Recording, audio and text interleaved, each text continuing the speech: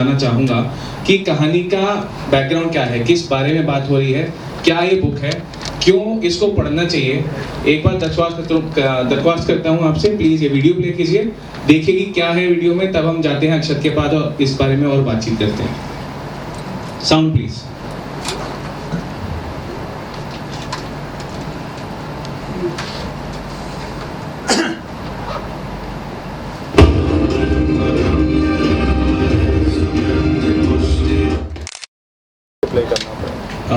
Let's play this again, please. But to create something so new, जिसको आपने जब मैंने सिनॉप्सिस जो बताया आपको, सबको लगा oh my God, what is this? ये सबका रिएक्शन पहले यही था कि एक अखोरी है मिला है जो इसने हर युग देखा हुआ है। I think this is a milestone already. This is a milestone.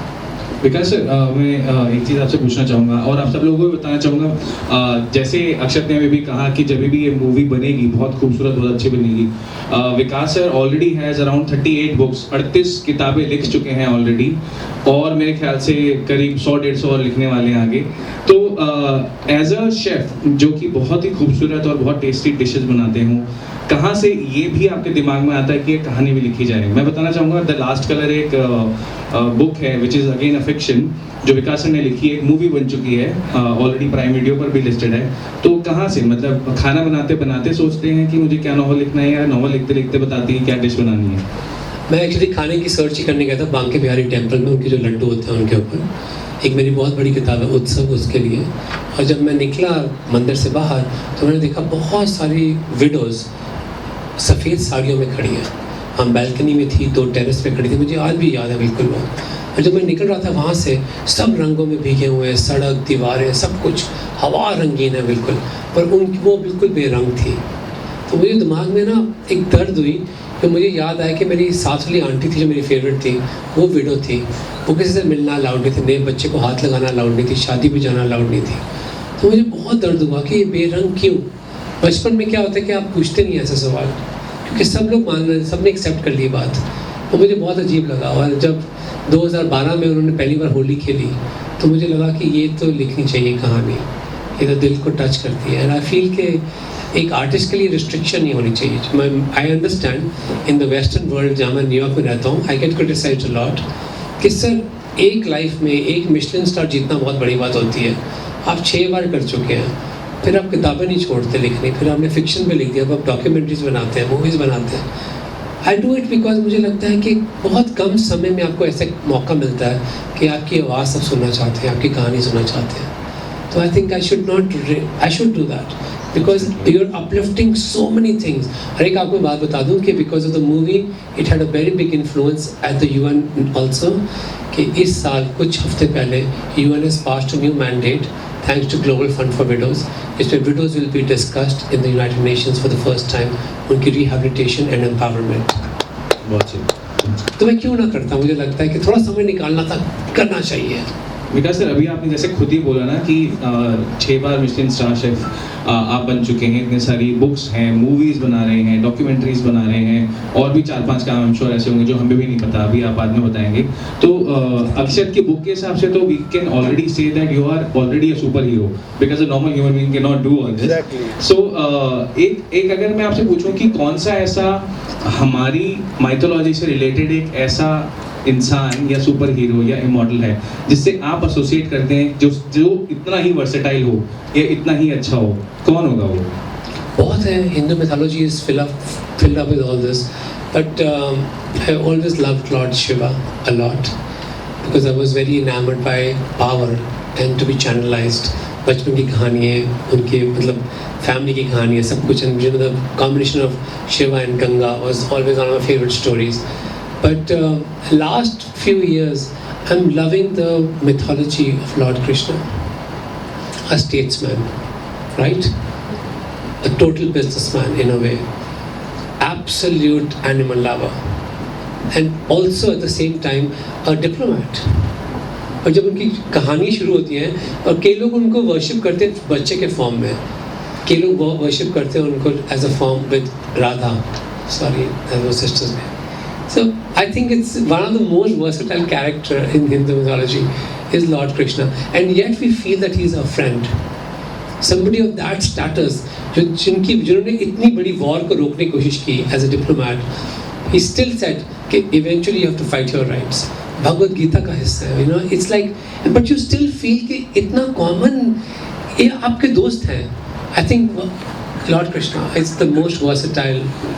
तो द्वापर, मैं अगर सही बोल रहा हूँ सर, द्वापर में कृष्ण 16 कलाओं के साथ आए थे जी, और कलयुग में विकास खन्ना 16 कलाओं के साथ आए हैं. नहीं आपकी किताब 16 के डबल के बाद और 6. बिल्कुल. अक्षर, एक छोटा सा क्वेश्चन आपसे पूछना चाहूँगा कि हम ज़्यादातर देखते हैं जितने हमारे रीति रिवाज हैं आज के, जो हमारे पिछले समय से चले आ रहे हैं, आज की जनता उनको कहीं ना कहीं चैलेंज करती है, उनको पूछती है क्यों है, क्या है, इनकी ज़रूरत क्या है, मैं क्यों करूँ, और ये बहुत कॉमन चीज़ है जो चली आ रही है. क्या आपको ऐसा लगता है जो आपके कैरेक्टर्स हैं, इमॉर्टल्स, वो कहीं ना कहीं आज के जो रीति रिवाज हैं जो हम आज जीना चाहते हैं आज के बच्चे, उनको कहीं ना कहीं चैलेंज करेंगे? इसका बहुत लंबा जवाब हो सकता है, पर छोटा करने की अगर कोशिश करूं तो हम सब लोग धनतेरस मनाते हैं. दिवाली के आसपास धनतेरस आता है. शायद ही हम में से किसी को पता होगा कि धनतेरस धन्वंतरी के नाम पर मनाया जाता है, जो गॉड ऑफ हेल्थ है. उस दिन अपने स्वास्थ्य के लिए हम कामना करते हैं, है ना, गुड हेल्थ की कामना करते हैं, और वो आते हैं धन्वंतरी एक डेमी गॉड हैं, और ऐसा माना जाता है कि वो दुनिया के सबसे पहले डॉक्टर हैं. तो अभी भी आप बहुत बड़े बड़े अस्पतालों में जाएंगे ना, तो आपको एक ब्रह्मा जी जैसी मूर्ति बैठी मिलेगी. भारत के सारे डॉक्टर्स आज भी धन्वंतरी पे ओथ लेते हैं डॉक्टर बनते साथ. हमारा पहला प्लास्टिक सर्जन पूरी दुनिया का भारत का है, उसका नाम सुश्रुत था. उसने सुश्रुत संहिता के नाम से किताबें लिखी है, जो बाद में पर्शियन लैंग्वेज में कन्वर्ट हुई, अरेबिक कंट्रीज़ में पहुंची, वहाँ से इंग्लिश में कन्वर्ट हुई, US UK गई, और वापस घूम के हमारे पास आ गई प्लास्टिक सर्जरी बन के, और हम प्लास्टिक सर्जरी से खुश हो गए. तो 1-2 लाइनें मैंने कभी लिखी थी कि जहाँ से चले थे फिर वहीं आकर ठहरे हैं, एक उम्र लग गई समझते कि दुनिया गोल है. तो साहब दुनिया गोल ही है. अभी पहले बोला जाता था अंधेरा होने के बाद नाखून नहीं काटते हैं. हर चीज़ के पीछे साइंटिफिक रीज़न होता था. पहले दिए सलाई के सामने नाखून काटने बैठते थे और नाखून की जगह उंगलियां कट जाती थी. तो आज की डेट में उस चीज़ को हमने कंटिन्यू कर लिया है बिना ये जाने कि क्यों. लेकिन थर्सडे को ये रात को नाखून नहीं काटने का के पीछे भी एक रीज़न था. जो सारे religions, I am not only talking about Hindu mythology, मगर हर रिलीजन के पीछे लॉजिक्स हैं. कुछ चीज़ें अब आउटडेटेड हो गई होंगी, मगर डिस्कार्ड कुछ नहीं हो सकता, ऐसा मेरा मानना है. तो जैसे मैंने उदाहरण के तौर पे धन्वंतरी बोला है, सब चीज़ें किसी ना किसी तरीके से ज़रूरी हैं. वो अलग अलग वक्त पे कभी समझ में आता है, कभी हमारे रहते आएगा, कभी हमारे जाने के बाद भी आएगा. विकास, अगला क्वेश्चन आपसे है छोटा सा कि आई एम श्योर कि जो आपका एक नया रेस्टोरेंट भी आ रहा है, आप बता रहे थे US में, तो लिप स्मैकिंग डिशेस अगर हम उसको बोलें, ब्यूटीफुल लुकिंग डिशेस अगर बोलें, इन सब के अलावा और क्या क्या दिखने वाला है आगे आने वाले कुछ महीनों में विकास खन्ना की टेबल से? मैं ज़िंदगी में पहली बार रेस्टोरेंट खोल रहा हूँ न्यूयॉर्क में, जो वेजिटेरियन है. पहली बार, first time. And first time I am opening a restaurant जिसमें अल्कोहल नहीं है. तो कहना मुश्किल है क्योंकि इंडिया में ऐसे अक्सर रेस्टोरेंट होते हैं, पर वेस्टर्न वर्ल्ड में आपने बहुत कम ऐसे रेस्टोरेंट देखे होंगे जिनमें अल्कोहल भी नहीं है. एंड आई फील कि एक बहुत बड़ा ट्रांसफॉर्मेशन ले रहा हूँ मैं. एक it's a big, and most of the big guides and newspapers and all, आप देखते हैं कि वेस्टर्न कल्चर में it's very very prominent, meat eating and alcohol is a part of daily ritual. तो मुझे लगता है कि हमारी संस्कृति का हिस्सा नहीं है वो. एक बहुत ही पुराने, अब down back to a root जा सकता हूँ. और एक रिस्क है ना, तो ठीक है, फेल हुए तो एटलीस्ट ट्राई करेंगे. तो हो सकता है किसी और को प्रेरणा दे दें कि वो इंसान लेके कि यार नहीं, उसने ट्राई किया था, शायद समय या प्रमोशन या बजट्स या व्हाटएवर कुछ भी हो सकता है कल. I think that is important.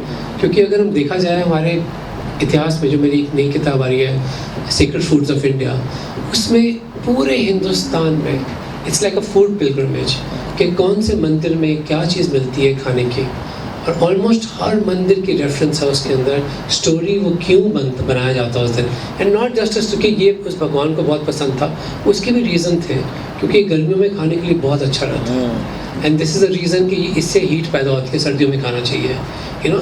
So I am saying कि ये चीज़ें एक टाइम होता है आपकी लाइफ का करीब जब सोचते से बिजनेस प्लान, पर अब मुझे लगता है heart plan is more important. कि it has to touch the heart to say कि ये बहुत ज़रूरी है. एंड आई फील कि you know it's people like you keep inspiring me कि कुछ नया करना चाहिए. To combine history and to bring it on the table and to even make it more interesting for our children. क्योंकि अगर हम इसको आगे नहीं लेके जाएंगे at today's format, our kids will totally be disconnected. मैं आप दोनों से फर्स्ट ऑफ ऑल प्रेस अगर और कोई क्वेश्चन है तो आप कर सकते हैं, अदरवाइज मैं आपसे रिक्वेस्ट करता हूँ प्लीज खड़ी होइए, we will do a photo and then get to Any questions? Please questions from the press. Okay, thank you. Thank you.